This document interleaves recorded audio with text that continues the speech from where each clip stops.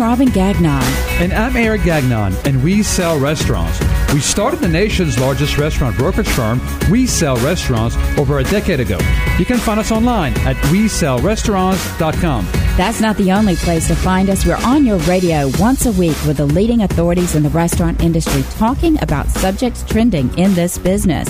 Tweet your own questions while we're on the air to our Twitter handle. It's at Sell Restaurants. Post on our Facebook page. You can find us at facebook.com We Sell Restaurants. If we don't get to your question, we will follow up on our social media channels.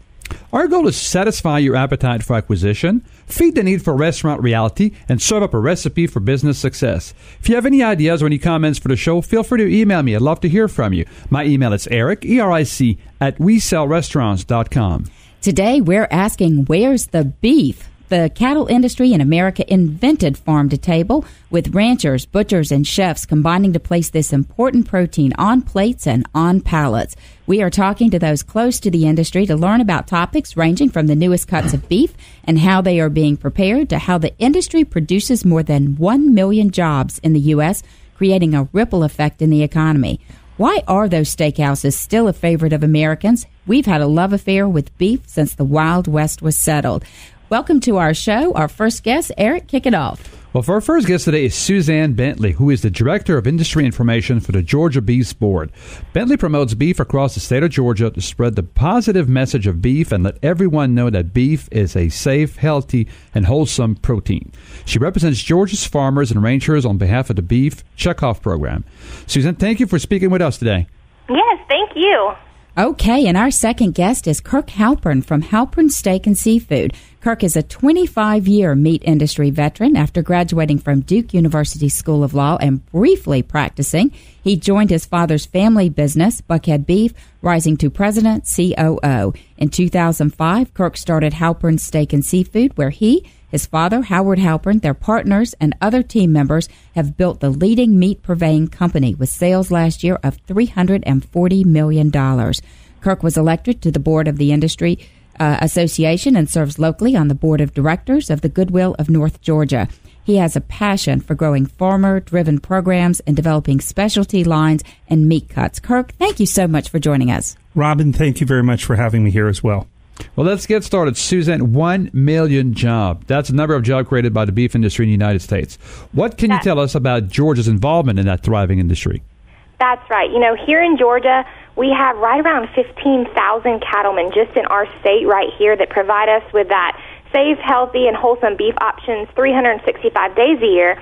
And of those 15,000 cattlemen, they raise about 1 million head of cattle. And combined, you know, beef and dairy cattle are the third largest commodity in the state. Now, with that, you all know we don't only have cattlemen. There's everyone from the middleman, you know, the butchers, the folks that are in your local grocery stores that are behind those meat counters and selling that product. So there's just so many different options out there to get into the industry, but it all does start with the farmer, and it goes on up to those food service industry professionals, those retailers, food service. There's just everywhere you look in the industry, there's a notch. So, Kirk, Suzanne's on that just talked about the very starting point of this, the farmers, and then you're at the distribution end of it. So tell us about Halpern's. What is this great company? Well, Halpern's is a family-owned and operated company. We started in 2005 with 15 individuals. We're now 800 employees. Wow. We supply hotels, restaurants, casinos throughout the southeastern United States, the Mid-Atlantic, and the Caribbean. And to Suzanne's point, the beef industry really serves as a vehicle of growth and job employment. You know, the United States produces the best beef in the world. So we're exporting beef to Japan, China, all throughout the world, and that's creating great opportunities for folks here in the United States. Love that. Jobs, Eric. Yeah, and Suzanne and Kirk, I mean, I'll start with you, Suzanne. What is the myth about beef? I mean, nutrition that you would like to dispel for us? Because a lot of people think it's good, some people think it's bad. You know, what about nutrition values of the beef? You know, a lot of people, especially in today's age, we are very concerned with what we're putting in our bodies, with the food that we're getting from our grocery stores. And right along with what he was saying is that, you know, we have the best food supply, and we also have the safest food supply. And so that's something that I think we should be prideful of here in the U.S. But because of that, there are so many different options out there when it comes to beef, and beef gets a bad rap sometimes. There's a myth out there that beef's not always the most healthy for you. But that's not true at all. In fact, there's so many different lean cut options, and those provide 10 essential nutrients that our body needs. So our body needs really 50 essential nutrients, but there's not one single food that gives us all of those. But beef gives us 10 of those. And among those 10 is one of the most important, which is protein, zinc, iron. And beef can really help you manage your weight, boost your immunity, your immune system, prevents diseases, brain development. And so I think it all boils down to the way you're cooking your beef. We always say that we are what we eat. Well, really, it's all about how you prepare it and what are your sides with it. Beef is not the bad guy. Beef is a great source of nutrients. It's just all about how we're living our lives around what's on our plate. Beef is just a safe protein, just as it always has been, and I think that through development and what we put at the supermarket, there's so many different lean options out there, and there's less fat in our beef today. Okay, Kirk, I think you want to jump in on that. Yes, I'd like to add to Suzanne's point. First, it's the safest meat out there. It is a safe, wholesome product. The entire supply chain, from the producers who Suzanne works with, to folks like us, to retailers, to chefs, are all invested in the safe handling of the product. Plus, we work in conjunction with the U.S. government, USDA, to ensure that the supply chain is extremely safe. Second, on a nutritional level and on a health issue, I think that we're about to see the emergence of a tipping point. And for so many years, we heard how beef was unhealthy. And actually, there's a great book that's now come out. It's called The Big Fat Surprise. It was actually written by a reformed vegetarian. And the premise of the book is that what we've been taught as far as beef being unhealthy or less healthy is actually upside down. And this is going to be a book that you're going to hear more about, and it's going to be a trend that you're going to hear about. But like anything, moderation, if you eat anything in moderation, it's good, and the U.S. beef is the best in the world. Okay, see, we can't teach Eric to eat ice cream in moderation, but I agree with you. It's all things in moderation. I'm working on it. So then also I think then the industry's responding to that request and requirement of today's consumer to have this healthy offering with some different types of cuts that are more healthy. Would that be true, Kirk? Yes. I mean, the great thing is there's so many different things to offer each and every different customer. So if you want to go into a high-end steakhouse, have a great, rich porterhouse steak that's available to you. If, however, you're cooking at home and you want a lean, lesser expensive cut, the industry is extremely innovative that really goes out and produces cuts that then can be of value for the home shopper. That's good information. Suzanne, how about you? Do you see any trend on that as well, and from the different cuts and things? Or do you see like more of the ranchers and the cattlemen themselves kind of start focusing on more different cuts and different things when they prepare the cattle? Right. Well, on that side, of course, our producers have changed the way that they breed and feed their cattle. Through the past several years, we always say that it's not your grandfather's steak anymore. And that's because in those changes that they've made, you're seeing meat that's now, there's less visible fat on your beef. And it's all because of the way it's trimmed on the food service and retail side, but also how our cattle are raised and the breeds. Genetics plays into animals just like it does us humans. So it's really a science, and it's really an art, I think, on the producer side and on the food service and industry side. So I think that's something that consumers need to feel great about, that they're getting. There's different options out there. We have different resources for them to explore those options, recipes. The Beef Checkoff has beefitswhatsfordinner.com, where they talk about different cuts, what the nutritional information is, and how you can explore cooking with those at home. And on the restaurant side, we work really closely with a lot of chefs, and you see a lot of innovation coming from chefs. So you're seeing neat, cool cuts on the beef side, whether it's a French bone-in filet that we do, French short ribs, different types of other applications. And then what we've also done, is that we've also developed other cuts from other items that you would find in a steakhouse, not necessarily beef. So you're seeing really cool stuff coming in: lamb, veal, pork.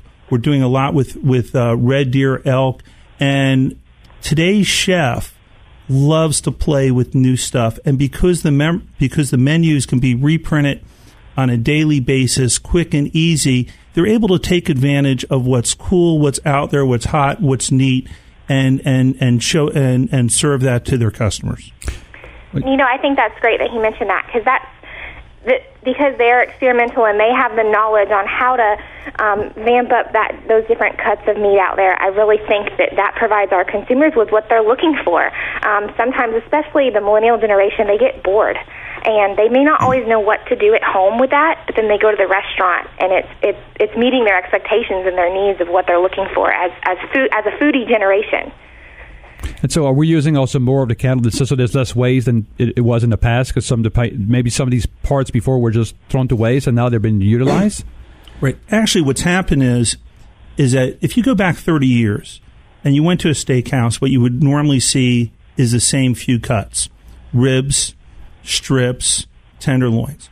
You now go into a top steakhouse or a top bistro restaurant, what you're seeing is a lot of neat and cool cuts. And the industry has really been one of the most progressive as far as developing new and different cuts. And the advantage is because walking cattle prices are up tremendously. We're actually up 72% from May of 2013. Well, you can't go into a restaurant and see a 72% price increase. So the way the industry, from the producers Suzanne works with to what we do and to what we do with the chefs, is as we continue to develop these alternative cuts, the value of those cuts rise in price. And by doing that, all of the pressure on up prices doesn't go on the traditional items. And that's the way that we collectively are keeping beef and the other meat items affordable for the consumer. Well, that's $1 million advice. If you have a restaurant right now, you need to take notes here from Kurt saying this is really good advice for having your protein program here in order and get the cost in line. And Suzanne, we talked about this in the opening. I'm always intrigued when you see the National Restaurant Associations and they do all these trend analysis, and we see this trend for sustainable and farm to table. That's been front and center for years. But isn't the American beef grown and raised in our borders right here the original farm to table experience? Yeah, I think that people really underestimate what we have here in our country and how blessed we are to have all that and have, like we said, the safest food supply. But absolutely, it starts right here. Our producers are committed to continuous improvement, and at the end of the day, they love what they do, and they're good at it, and they take pride in that. And I think that's where we lead to that safe food supply. And let me just add to that real quick. The average owner of cattle owned 40 head of cattle. So it really is really an industry comprised of a lot of family farmers. But one of the trends that you do see, and we try to be really on the cutting edge of it, is a consumer really does want to know what they're consuming is coming from. And what we've worked really hard with is developing local custom programs where we take a farmer, we agree to a preset price 6 months from now, and we have them growing their cattle to our specifications. And a lot of these programs, what we'll do is we'll say, okay, no growth hormones, no performance antibiotics, certain kind of feeds, things along the lines that we also think that the end user also cares about, reduce no barbed wire, different things along that part. And they're raising cattle for us. We get the cattle harvested. And then we may do some neat things like turn around and say, okay, we're going to dry age the carcass for 21 days to give a really optimum, wonderful flavor. And then what we do is we'll work with the chefs, and they'll feature that local farmer, that individual. So this way, the dining consumer is able literally to touch the person who is the steward of their food. And it really is a wonderful thing, and we've seen a great result where it's actually created employment. We have a fellow in Florence, Alabama, that when we started with him 4 years ago, and when I first said, "Hey, can I send you an email?" and he said, "Well, Mr. Halpern, that's with that internet, right? I don't have that." And then I asked him, I said, "Well, can I send you a fax?" He said, "I don't have a fax machine, but they got one down at the hotel a few miles away." And when we started with Adam, he had 3 employees, and we started with 5 head of hogs a week and 1 head of beef every other week. And now, a few years later, we have where he's producing 20 head of cattle and 60 hogs a week. And the premier chefs all throughout the Southeast actually have this wonderful farmer and his family on their menu, and it's just a neat and beautiful thing. And whereas we've highlighted this particular farmer, folks like Halpern's around the country are doing the same thing, and I think it's a great thing of bringing everybody closer together. Go ahead, Suzanne. I'm sorry. I love that you said that, because we are, that's so true that consumers are interested and they want to know the background of how their food's grown and where it comes from. And the beauty of us right here in the U.S. is we provide them with all those options in the meat case, no matter what type of beef, their preference of how it's raised. We provide that for them. And so we'll do Beef 101, what we call them Beef 101 tours and seminars. And right now we're focusing on actually bringing in the retail and food service professionals and actually bringing them on the farm and then bringing them to UGA Meat Science Department, where they can see that. They can see a carcass breakdown that they may not see, full-fledged in their line of work, but they work around it. They're experts, but they may want to see it more in depth. So we're able to do that on different levels as well. And we found that those tours and where they get to go meet that producer firsthand, that's just a really big hit for everybody. They love to know where that food's being grown and who's growing it. That's a great story, and that is so true. And Kurt, I know I had the chance to meet some of your folks out there in the field and everything, and I know they're very helpful and help more consultative sales approach with your restaurateurs and operators and everything. And from that perspective, what people should have, if you're an owner-operator right now and you have, just an American kind of grill restaurant type place, what percentage of beef should be on their menu versus maybe different proteins? That's a tough question to call. What I'd say is what works for them. It doesn't matter if you have 7 items, 2 items, 4 items. The whole question is whether or not you're buying something that when you're serving it to your customer, they say, man, that ate really good.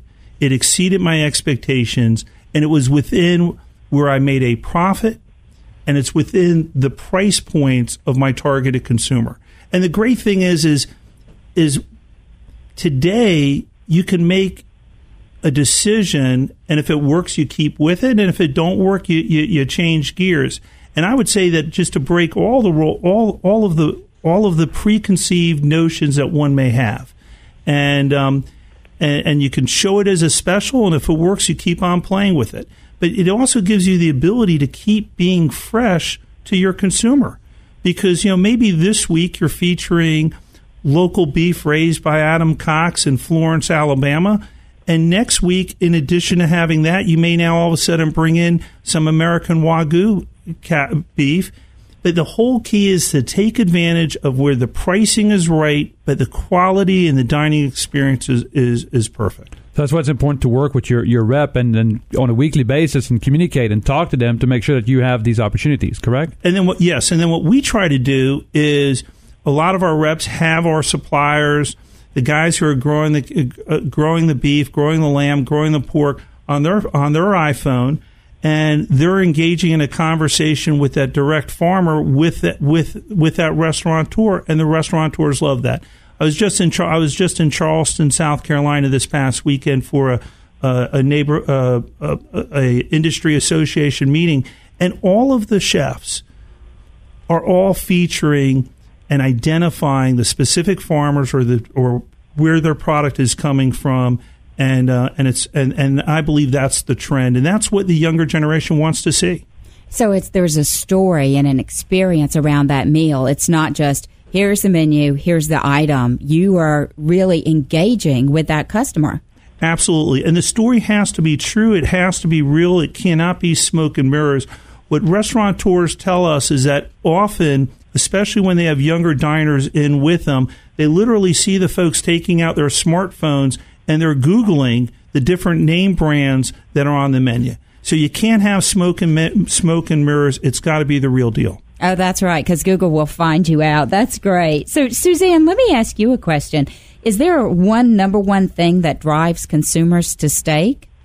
You know, I think there is, and I think that that's so simple in the fact that it's just taste. People love the taste of beef.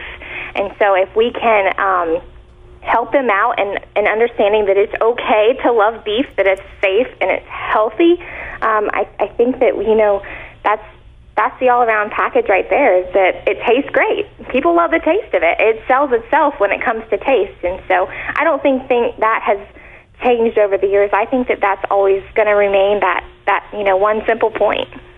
Love that. And you agree, Kirk? Absolutely, and the values there. And then because of the way the industry is evolving, where there's all these different opportunities out there, if you want the taste of a rich corn-fed steak, that's available to you. But, you know, maybe you just spent a month down in Argentina or Uruguay where they have more grass-fed beef, and you want to come back to the United States and you want to go ahead and dine, and maybe you want to have that flavor profile of what you experienced down there. You can go ahead and Google, figure out which restaurant's serving grass-fed beef, and enjoy that there. So we have a great deal of opportunities that are available to the dining consumer. So it sounds almost like someone could become a connoisseur much the way they would wine around beef. It's not just beef is beef is beef. There's very many levels and subtleties to this. Absolutely. Absolutely. There's a whole bunch of nuances, and I'll give you one specific one. Our family was one of the leading families in coming out with dry-aged beef 20 years ago.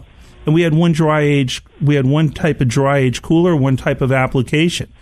But what we've now done is we've now actually developed a salt room that gives a different flavor dry age. Same way that a wine connoisseur will talk about what type of oak barrels that the wine is being aged in. The same thing's happening in the meat industry, and the same thing's happening at the restaurant level. There's a whole bunch of great stories out there. The consumer just needs to go get into those restaurants and experience the stories and the experience. I love this. We are talking with Kirk Halpern of Halpern Steak and Seafood and Suzanne Bentley from the Georgia Beef Board, and they are telling us where's the beef, how's it taste, where do you find it, and just all kinds of great information. This is Eric and Robin Gagnon, the Restaurant Brokers. Stay tuned as we continue to satisfy your appetite for acquisition, feed the need for restaurant reality, and serve up a recipe for business success. We're right back after this short break.